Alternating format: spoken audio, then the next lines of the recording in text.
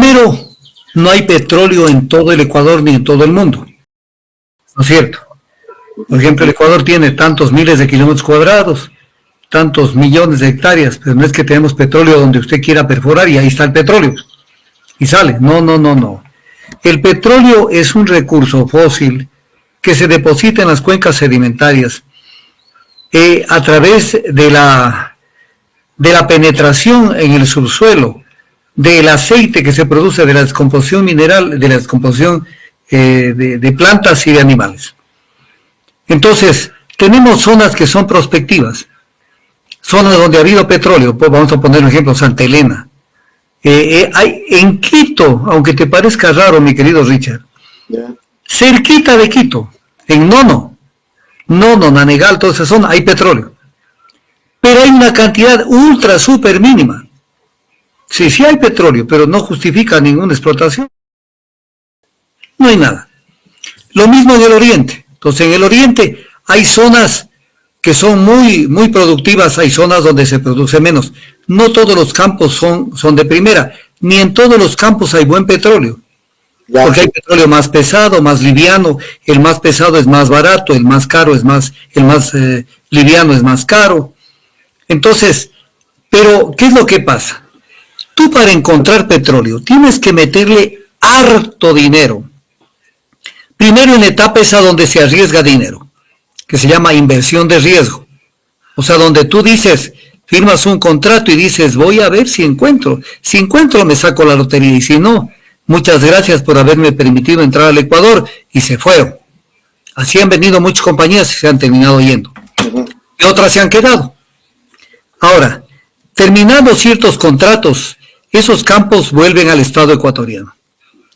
Y el Estado ecuatoriano se hace cargo esto viene desde hace, estoy hablándote desde 1990, más o menos. Entonces, donde el Ecuador comienza a hacerse cargo de muchos campos productivos que no terminaron su vida útil, que todavía tienen petróleo, todavía tienen reservas de petróleo.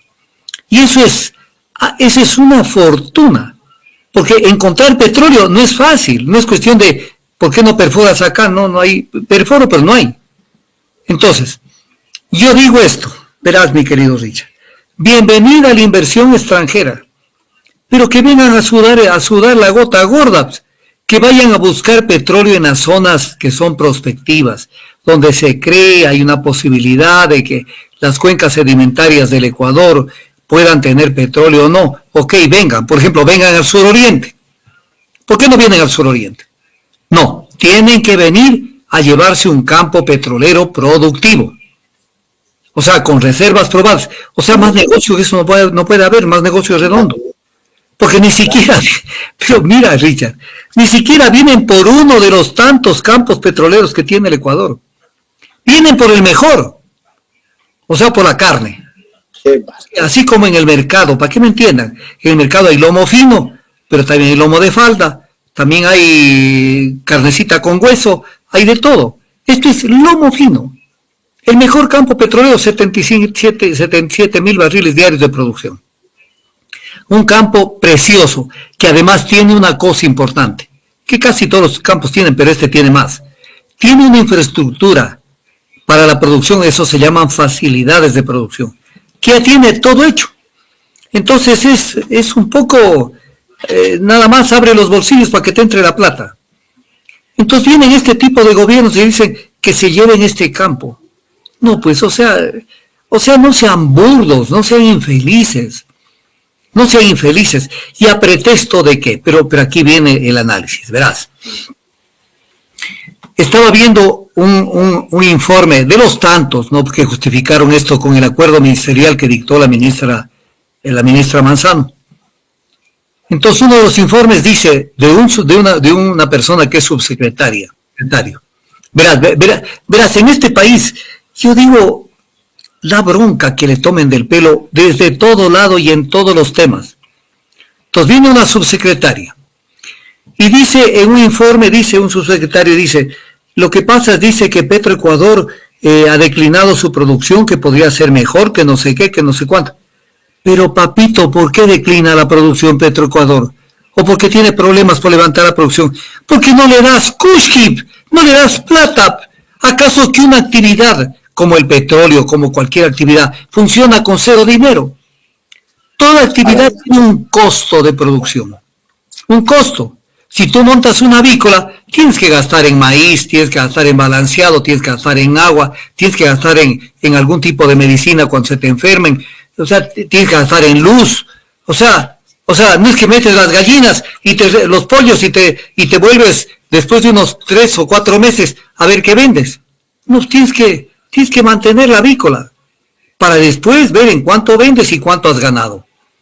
Entonces, le quitan los recursos a Petroecuador para luego tratar de justificar que hay ineficiencia, que no están manejando bien, que no se levanta la producción. ¿Cómo se va a levantar la producción si el Ministerio de Finanzas no le da los recursos a la actividad más productiva que tiene Ecuador, que es el petróleo? ¿Cómo quieres que levanten la producción? Entonces buscan un pretexto donde ellos son los culpables, ellos son los verdugos de Petroecuador y buscan un culpable de por qué hay que entregar un campo petrolero a una empresa transnacional. Entonces esto es ya de miserables. Y esto siempre lo hacen. ¿Qué pasó con el sector eléctrico, mi querido Richard? O sea, están los no sé cuántos informes y documentación que a la CELEC le quitaron el flujo de dinero, ni siquiera para que dé mantenimiento a las centrales térmicas. Entonces, vino la crisis, los apagones, ¿y quién es el culpable? Los que le quitaron el dinero a la CELEC. Pues, dejen de joder, mi querido Richard. Entonces, para justificar privatizaciones. ¿Quiénes fueron los que le quitaron el dinero a la CELEC? Gobierno de Lazo, gobierno de Moreno, gobierno de Noboa. Nombre y apellido. Yo no me caso con nadie, mi querido Richard. Le quitaron el dinero. Porque verás, aquí hay un tema, después vuelvo al campo Sacha, que ya voy a desglosarlo. Verás, lo que la Contraloría no entiende. Entiendo que sí entiende, lo que pasa es que no les da la gana. No se quieren pelear con nadie, el hecho es mantenerse, hablar de paja. Por ahí lo meten preso al tesorero del cantón Arauzí, que me perdone Arauzí, por poner el ejemplo, o al tesorero del cantón Chunchi. Pero las grandes cosas no las ven. Mi querido Richard, en el Ecuador voy a poner una palabra religiosa, se peca, que en el término legal se comete atropello, se perjudica. ¿Se peca por acción o por omisión? No solamente se peca por acción, que también se peca. Por ejemplo, ahora están entregando el campo Sacha, posiblemente hoy o mañana, en esta semana. Se peca por acción, pero se peca por omisión también. Cuando dejas de hacer lo que estás obligado a hacer, tú no puedes, al frente de una institución del Estado, no puedes dejar botando los arcos. No puedes dejar que las cosas caminen a la berraquera. Entonces, lo hacen a propósito para justificar que ha caído la producción, que tienes un problema con alguna actividad, la que sea. Por ejemplo, a CNT la estrangulan, no le permiten ser una verdadera empresa. Ya. ¿Para qué? Para que no crezca y no le haga contrapeso a Claro ni a DirecTV. Entonces, la tienes ahí mutilada, no le dejas crecer. Porque aquí hay otro tema. Escúchenme. Verás, mi querido Richard. Cuando tú manejas este tipo de cosas, ¿quién te puede dar una coima? Una comisión. ¿Quién te puede enriquecer? El que te puede enriquecer es el sector privado, especialmente el transnacional. Entonces, voy a poner un ejemplo. Si tú tomas la decisión y le dices a Petroecuador, siga nomás con el campo Sacha y ya le vamos a dar más recursos para que usted no solamente produzca 77,000, sino suba la producción a 100,000. No lo van a hacer porque, Richard, yo hablo castellano. No le pueden a Petroecuador decirle, ¿sabes qué? Y como yo te digo que sigue ese campo en tus manos, gírame un chequecito de las cuentas de Petroecuador de comisión. Eso es imposible. Entonces dicen, a ver, maquinan. Entonces dicen, ¿dónde hago plata? ¿De dónde saco dinero? Entonces dicen, si yo le ofrezco a una empresa transnacional un campo de los que menos producen, la comisión va a ser de este tamañito. Pero si le ofrezco un campito de este tamañote, entonces la posibilidad de que yo pase a mejor vida con todo el dinero del mundo es enorme.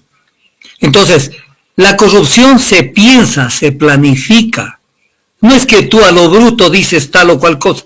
Entonces dicen, ¿de dónde podemos sacar plata? De esto. privatizando. Si tú le entregas una concesión eléctrica que ahora están queriendo entregar, comenzando a querer entregar, no sé cuándo, Cardenillo y el proyecto Cardenillo y el proyecto Santiago, entonces dicen, esto sí es, de aquí me llevo un buen billete. Claro. Entonces, de Petroecuador, entrego el mejor campo, que es el mejor campo Sacha. Entonces tú dices, oye, esto es correcto, pero en medio de todo esto están gente tránsfuga, porque son empresas que en el fondo no se les ve la cara de cuáles son mismos los que están atrás. Ahí está Modaimi y está Petrolia, que en la práctica se ve que son de New Stratus, pero quieren hacer aparentar como que esto es de Sinopec, China. Y puede ser que Sinopec les quiera comprar ya el negocio adjudicado. Claro. Pero viene un tema, o sea, a nosotros, yo ponía este ejemplo, mi querido Richard, verás, esto fue hace muchos años. Yo ponía este ejemplo que me va a servir nuevamente. Si yo tuviera una hija, que no tengo, es nada más que un ejemplo, y a mi hija la viera un norteamericano, es gravísimo. Que si la viera un brasileño, gravísimo. Si la viera un chino, igualmente de grave. Si la viera un venezolano, grave. Si la viera un francés, grave. No es que porque viene una empresa de China ya no es grave. O sea, el hecho es que el Ecuador tiene que, lo que tiene como acervo, como patrimonio, manejarlo para sí. El petróleo, les guste o no les guste, es un recurso invalorable económicamente y como fuente de energía. Entonces, claro, todo el mundo salen a buscar petróleo. Incluso hay un tema que es importante. En países que tienen petróleo, ve por ejemplo el caso de Estados Unidos y otros casos más, tienen petróleo y sin embargo salen a buscar petróleo afuera para no comerse sus reservas. Porque dicen, yo me voy a comer mis reservas, pero de a poquito, porque va a llegar un momento donde al mundo le falte petróleo y ahí va a venir un broncón. Entonces todo el mundo busca petróleo. Solo el Ecuador habla del ITT, que hay que dejarlo bajo tierra. Pero entonces buscan petróleo. Entonces vienen acá las empresas de todo el mundo a ver qué sacan. Y entonces alguien les ofrece un negocio pingüe que ya está terminado. Es nada más de endosarlo, firmar como cuando se endosa un cheque. Entonces en eso está New Stratus, en eso está Moidem y ahí está Petrolia. Y de pronto, este rato no está Sinopec, pero va a aparecer Sinopec, pero ya entregándole el negocio montado. Pero al Ecuador lo perjudican. ¿Y qué es lo que recibe el Ecuador a cambio? ¿Qué es lo que recibe el Ecuador a cambio? Que el costo de producción por barril de ese campo va a ser más alto de lo que hoy le cuesta a Petroecuador. ¿Que la Contraloría no puede acaso dimensionar? Es un tema de matemática simple. ¿Cuánto le cuesta a Petroecuador producir petróleo y cuánto le cuesta a una compañía extranjera? No cuánto le cuesta, porque le cuesta menos. ¿Cuánto le cobra al Ecuador? Esto es sencillo. Si yo veo que me va a cobrar menos de lo que Petroecuador le cuesta producir, costo de producción, como que se puede justificar, pero eso es más caro. Es más caro. Pero, ¿qué me dan a cambio? Me dan a cambio por perjudicarlo al Ecuador 1.500 millones de dólares. Pero 1.500 millones de dólares que no es un regalo, pues, sino que es como, mira lo absurdo de esto. Es como un préstamo que te dan como un dinero anticipado de lo que vas a recibir del petróleo de ese campo. O sea, esto ya no es nuevo, y aquí ya voy a meterme en camisa de 11 varas. Ya. Esto lo inventó el gobierno de Correa. Entonces ahí ya me meto en problemas, porque la gente quiere oír la marsellesa, quiero oír canciones bonitas. Yo no puedo cantarles canciones bonitas. Esto comenzó allá, con Slumberg, con Harry Burton. Dame un poco de plata porque necesito liquidez, me la como en 2 chinchos, pero te entrego un campo. Pero utiliza un modelo contractual que es el contrato de prestación de servicios específicos con financiamiento. Que lo voy a explicar a ver si me pueden entender. Son cosas a veces muy técnicas. Verás en qué consiste. Esto se lo inventaron el gobierno de Correa y me van a perdonar, pero yo no tengo más remedios. Yo no puedo hablar de la luna, del gobierno de X persona. ¿Qué se inventaron? Verás. Petroecuador, ¿cómo contrataba? Petroecuador porque necesita contratar servicios, bienes, servicios. Claro, claro. Entonces, por ejemplo, dice, necesito contratar perforación. Entonces, concurso para contratar los servicios de perforación con una torre de tales características. Ya, concurso. Necesito contratar servicios de workover, reacondicionamiento de pozos. Concurso. Entonces, Necesito contratar Worldline. Entonces, concurso. Entonces, un día se les ocurrió la brillante idea, pero brillante idea para ellos, no para el país. Oye, en vez de estar contratando 10 contratos, 15 contratos, 8 contratos, y estar viendo qué sacamos de esto, mejor entreguemos un solo contrato a una sola empresa que se lleve todos los contratos. Ese es el contrato de servicios específicos que le dieron esa orientación y esa utilidad. Contrato de prestación de servicios específicos con financiamiento. Entonces, en donde viene una empresa y te da todos los servicios, pero anulaste a la competencia, porque había un montón de empresas que podían competir para ofrecerte todo, para ofrecerte reacondicionamiento, para ofrecerte construcción de plataformas, para ofrecerte construcción de líneas. O sea, anulaste la competencia. Anulaste porque de un solo plumazo entregaste el contrato a una sola compañía. Esto ya lo vienen haciendo. Esto lo inventaron en los años anteriores. Y otra cosa, el campo Sacha no es nuevo en términos de este tipo de cosas. No les va a gustar lo que voy a decir. No insulten, si no les gusta, cambien de medio. En el gobierno de el presidente Correa, y esto fue, lo tengo que decir cómo fue. Esto fue en base a lo que decidió Alberto Acosta Espinosa. Alberto Acosta Espinosa, exministro de Energía del gobierno de Correa. Sucede que firma en abril del 2007 un convenio con Venezuela. Yo hasta pensaría que ni siquiera Correa lo conoció bien a ese convenio. Y en ese convenio acuerda una cantidad de barbaridades. Entre otras cosas, le entrega del tema de refinación a PDVSA. El tema que terminó siendo el tema del Aromo. Sin mayor análisis. El pobre hombre no entendió nada de nada y fue a firmar con el ministro Ramírez Carreño esta vaina. El ministro, yo pongo nombre y apellido, porque yo no me caso con nadie, yo tengo que decir la verdad. Entonces firmó. Y también firmó dentro de esto la explotación del ITT con Venezuela, Alberto Acosta Espinosa. Ya. Y después, cuando no le dieron gusto que sea con Venezuela, entonces salió a rebuznar desde afuera, a decir que hay que dejar el petróleo bajo tierra, y ahí comenzó el desmadre. El perro del hortelano que no come ni deja comer. Y una tercera cosa que hizo es que se comprometió en ese acuerdo a la entrega de campo de Petroecuador a Venezuela para que venga Venezuela. ¿A cambio de qué? Y en el convenio se dice campos maduros y que al Ecuador le darían uno de los campos de Venezuela, el Ayacucho 5. Entonces, ¿qué hizo el Ecuador con este tema? El 3 de septiembre del 2009, estoy hablando clarito, con fecha, si quiere investigar, investigue. El 3 de septiembre del 2009, el Ecuador le dio el 30% de la producción del campo Sacha a PDVSA y constituyó la empresa de economía mixta Río Napo. ¡Qué buena estupidez!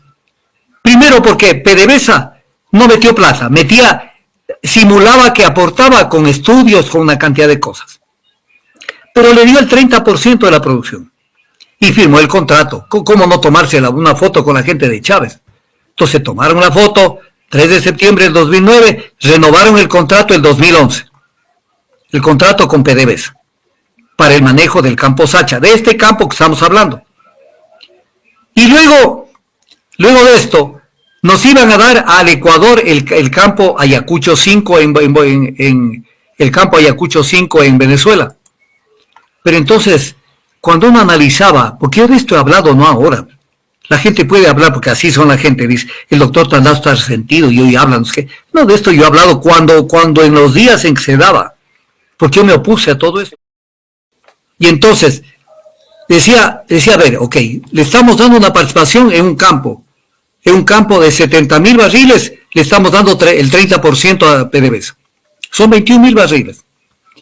Entonces, ¿qué nos van a dar a cambio? Digamos que es un tema de cuates, o sea, dame algo tuyo y yo te doy algo mío. Ya, chévere, para verle a la hermandad.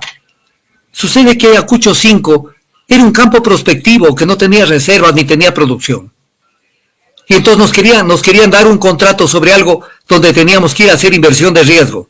O sea, los venezolanos, un país grandote en materia petrolera en ese entonces, ahora ya son mucho menos de lo que eran. O sea, tomándole el pelo al país chiquito. Y no nos dieron Ayacucho 5, pero pensé que está en el informe. Pasó el tiempo, el Ecuador insistió que nos den algún campo Venezuela, nos ofrecieron Tibacum. Tampoco nos dieron Tibacum, que no es Tibacuno. Tibacuno es en el Ecuador, alguien me puede oír, va a decir el doctor Tandaz está hablando tonteras. Es Tibacum, eso es en Venezuela, Tibacuno es en el Ecuador. No nos dieron. Y finalmente nos ofrecieron un campo que se llama Dodocubi. Nos ofrecieron, mi querido Richard, papel y lápiz, nos ofrecieron un campo de 7,000 barriles de producción, nosotros le dimos uno de 70,000, el 30%, nos ofrecieron un campo de 7,000 y el 14% de esa producción. O sea, 98, en este caso 980 barriles diarios de producción diaria, a cambio que nosotros les dimos 21,000 barriles. El país chiquito dándole gusto al grandote. Entonces, esto no es nuevo. Ventajosamente eso se terminó. Eso se terminó. Y Petroecuador siguió con el campo Sacha. Sí. Petroecuador es una empresa ultra super calificada. Petroecuador ya tiene muchos años de estar trabajando en la industria petrolera. No nos olvidemos que en Ecuador hay 53 años de experiencia, desde el 1972, de esta nueva era petrolera, y antes también se conocía del petróleo, con el petróleo de Santa Elena. Pero ya se constituyó CEPE, se puso en funcionamiento. Yo soy de esa época. Yo soy de la época en que fuimos a inaugurar las oficinas de CEPE en la Juan Homera y Orellana. O sea, yo sé cómo es construir el Estado y el país. Entonces construimos, se creó CEPE, luego se transformó en Petroecuador. A Petroecuador no le daban un real. Cuando fue lo del oleoducto Cruz, el sistema de oleoducto transecuatoriano, que es el otro oleoducto, le tocó a Rodrigo Borja decidir si renueva el contrato con la Texaco, tanto de producción petrolera cuanto de la transportación de petróleo. Y Rodrigo Borja dijo, el contrato se terminó y chao.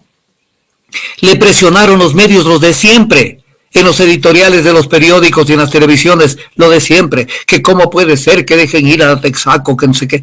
Rodrigo Borja, sin despeinarse, dijo, esto pasa al Estado, no le estamos quitando, ya terminaron los contratos, pasa al Estado. El Ecuador se hizo cargo del oleoducto, 1990, y no pasó nada. Y los técnicos ecuatorianos, al mando de la gente súper competente que tenemos en materia de transporte de oleoductos, y ahí tenemos técnicos que incluso fueron en su momento brillantes en la Texaco y pasaron a trabajar al Estado ecuatoriano, Ernesto Grijalvaro, por ejemplo. O sea, que se pusieron la camiseta del Ecuador y sacaron adelante el tema. Y ese oleoducto caminó como que. Entonces, y la producción petrolera de Ecuador se hizo cargo de los campos de la Texaco y no pasó nada. Eran otros momentos. Y después a ver qué regalo, qué entrego. Entonces, en el caso del campo Sacha, nos quieren tomar del pelo. Nos quieren tomar del pelo porque lo que está de por medio son los 1.700 billones de dólares que se van a convertir en plata de bolsillo. Pero aparte de eso, lo que está de por medio es un contrato que bien lo pueden tirar para 20, 10 o 15 años. Un contrato, dependiendo de las condiciones económicas, que le va a perjudicar al Estado ecuatoriano. Yo siempre pongo este ejemplo, mi querido amigo. Cuando lo valora al campo, para mí, que no soy nuevo en el sector petrolero, ojo, yo tengo un caminar no solo en el campo nacional, sino internacional. Ese campo para mí vale para 20 años vale 33.726 millones de dólares. Eso vale ese campo. No es un pelo de cochino, si no estamos hablando de una pavada que se están llevando. Y este campo lo están entregando. A cambio de que nos den 1.500 millones, nos paguen cobren una tasa por producción enorme frente a lo que le cuesta a Petroecuador y nos perjudiquen. Entonces, esto es una vaina. Ya hicieron antes con el campo Tarapoa, mi amigo, no es nuevo. En este gobierno y entregaron el campo Tarapoa. Y ahora quieren con este.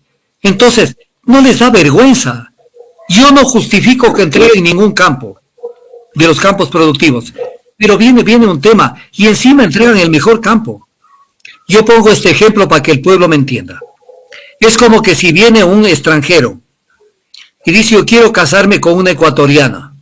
Bueno, ven, pero, o sea, si por ahí a alguien le gusta, es tu problema. Pero llega y dice, pero es que yo me quiero casar con la mujer de tal. Oye, pero es casada. No, es que esa quiero. O sea, yo quiero el campo que esté en manos de Petroecuador. O sea, un campo que está manejado muy bien, que tienen más de un problema en todos los campos porque no les dan plata. No les dan dinero, el dinero mínimo necesario para mantener una producción. O sea, son sinvergüenzas. Entonces, hay que entender que la Contraloría tiene que cambiar de enfoque. Claro. Entender estos manejos de que le cortas el flujo de dinero. Ahí tienen para hacer maravillas con el informe que hizo la Contraloría sobre la crisis eléctrica con corte al 31 de diciembre del 2023. Mira que estamos 7 de febrero del 2025. Ese informe ya tiene como 7 u 8 meses. Y hasta el día de hoy, de febrero del 2025, no se han establecido responsabilidades por la crisis eléctrica. Entonces, ¿para qué sirve la Contraloría? ¿Para qué sirve? Para que esté molestándole la vida, como dije, a un tesorero de un cantón chiquito o al presidente del Consejo Municipal de no sé qué sitio. Para eso sirven. Entonces, esta es una maña y una práctica que están haciendo. Entonces, quieren llevarse este campo. Quieren llevarse porque esto genera beneficios. ¿Tienes un proyecto, una empresa y no sabes cómo registrar tu marca? ¿Quieres patentar un producto? ¿Realizar tu creación intelectual? Aquí te asesoramos. Mi nombre es Tulio Camilo Bustos Peñarreta, abogado, especialista en Derecho de Propiedad Intelectual y el registro de marcas y de tu creación intelectual. Este mensaje va dirigido a todos los empresarios, emprendedores, artistas profesionales, creadores y desarrolladores cibernéticos. Protege tu marca, tu producto, solamente por interno y únicamente a mi número en la plataforma de WhatsApp.